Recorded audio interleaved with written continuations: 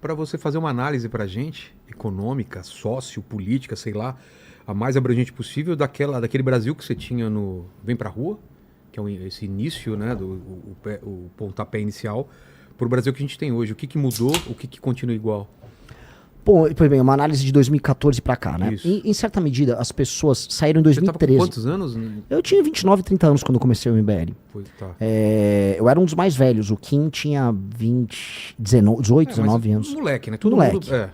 E as pessoas saíram às ruas em 2013. E em 2013 era assim uma revolta contra o sistema. Já faz muito tempo, parece que... Ela começa... Não tinha cor ideológica. É. Até começa com a esquerda, mas ela não tinha sim. cor ideológica. Ela começou como um fenômeno. Esse fenômeno toma as ruas do Brasil para mostrar assim, nós estamos com raiva de algo que a gente não sabe descrever. Quando o MBL surge, aí já em 2014, a gente direciona, não, esse governo é um governo corrupto, há um escândalo de corrupção gigante que a Lava Jato está descobrindo, e nós precisamos derrubar esse governo e administrar o Brasil com novas ideias. Aí sim surge o que a gente chama de direita online. Aí tinha o Olavo de Carvalho, que era um pensador, você tinha o Bolsonaro, começava a surgir, indo lá no programa da Luciana Gimenez, com os memes dele e tal. Então muita coisa começou a surgir. A gente derruba Dilma Rousseff, entra o Michel Temer. À época, a gente apoiou duas grandes propostas, uma foi a reforma trabalhista, outra PEC do teto. A gente tentou apoiar à época uma reforma da Previdência, para o Brasil já mudar a lógica econômica dele. Se tivesse passado aquela época, o Brasil já estava em outra posição econômica, à época, para poder encarar as crises que vieram depois. Mas o Bolsonaro ganhou, havia por parte das pessoas uma grande esperança no Bolsonaro. O Bolsonaro, ele transformou toda aquela esperança em mudar um país em culto à personalidade dele. Porque o Bolsonaro é um homem muito simples. Ele é até gostável, é um cara engraçado. Mas ele não... Simples no bom sentido ou no mau sentido? No bom e no mau sentido. A questão é a seguinte, ele quer mostrar o tempo todo que ele é uma pessoa comum. Mas pra você ter feitos extraordinários, você precisa ser uma pessoa com qualidades extraordinárias, que são qualidades incomuns. Se você põe uma pessoa incomum pra fazer uma cirurgia no seu cérebro, essa pessoa vai fazer uma besteira, ela não tem qualidades especiais.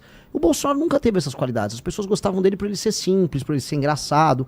Ok, só que quando ele precisava lidar com crise, ele não sabia. No mês de março eu faturei cerca de $4.600, totalizando aí deu um pouquinho mais de R$23 mil apenas com a AdSense do meu canal, postando cortes do MBL. E se você tem interesse em criar seu próprio canal de cortes, ajudar no projeto e ainda poder ganhar com isso, é só clicar no primeiro link da descrição desse vídeo, ou então ler o QR Code que tá aparecendo aqui no meio da tela que eu vou te explicar um pouco mais sobre isso.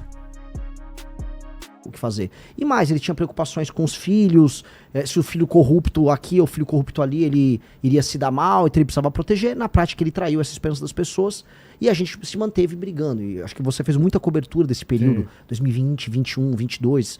E ele perdeu a eleição pro Lula, como era esperado. E aí vem um governo de esquerda e a gente volta, e isso que a gente amarra todo o ciclo. A gente volta para 2015, quando a Dilma ainda estava no poder. A gente volta assim, como é que pode o PT ter retornado ao poder, mesmo o PT ter sido chutado pelas pessoas às ruas em 2016, 17, 18? É porque naquela época, em 16, 17, 18, tinha uma coisa que a gente não tem mais hoje. Tinha esperança que o Brasil dava pra ficar diferente, então as pessoas saíram às ruas, porque elas acreditavam que se tirasse o PT do poder, dava pra ter algo diferente, e as pessoas defendiam pautas e não cultuavam uma pessoa. Então quando a gente defendeu pauta, a gente defendeu a Lava Jato, o impeachment da Dilma, reformas, prisão do Lula, e tudo isso aconteceu. Quando os brasileiros passaram a apoiar apenas a pessoa, que era o Bolsonaro, o Brasil perdeu. A Lava Jato acabou, o Lula voltou, e aí a gente tá hoje com o Brasil sem esperança nenhuma, a ponto de ter o maior escândalo de corrupção da nossa história acontecendo agora, que é basicamente o escândalo do Banco Master, e ninguém quer sair às ruas, porque ninguém acredita mais em nada. E esse é um momento que o Brasil não tem nenhuma esperança. O brasileiro, ele perdeu esperança em absolutamente tudo.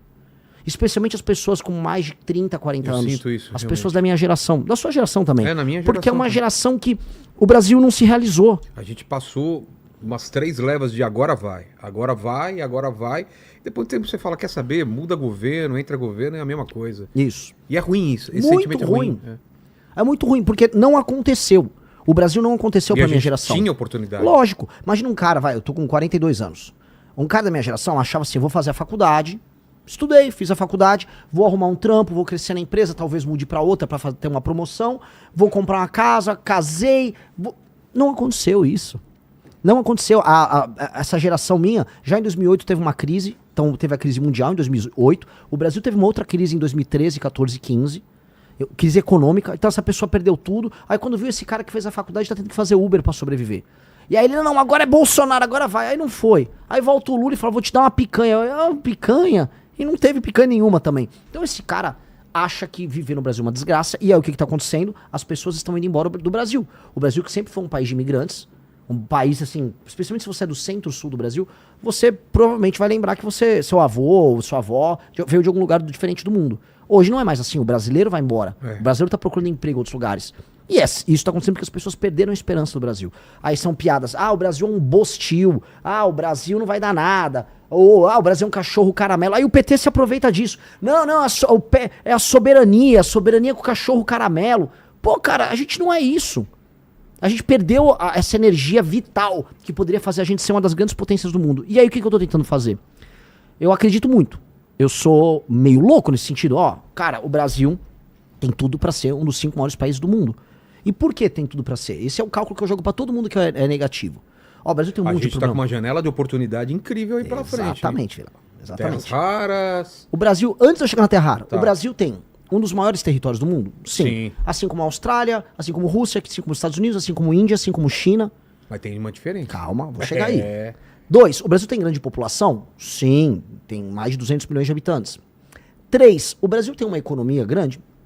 Deveria ser maior, mas é top 10. Então, das grandes nações do mundo que dão um checklist nisso aí, são poucas que vão chegar nesse enquadramento. Eu colocaria 5 e incluiria a União Europeia como 6º. Que China, Rússia, Índia, Estados Unidos, Brasil e União Europeia. Vamos botar assim. Então, o Brasil deveria jogar nessa liga. Essa é a liga do Brasil jogar. Além de tudo, o Brasil tem energia disponível abundante, de todas as matrizes, especialmente as mais limpas. Isso inclui urânio, isso inclui energia nuclear, que não tem que ter tabu de falar em usar.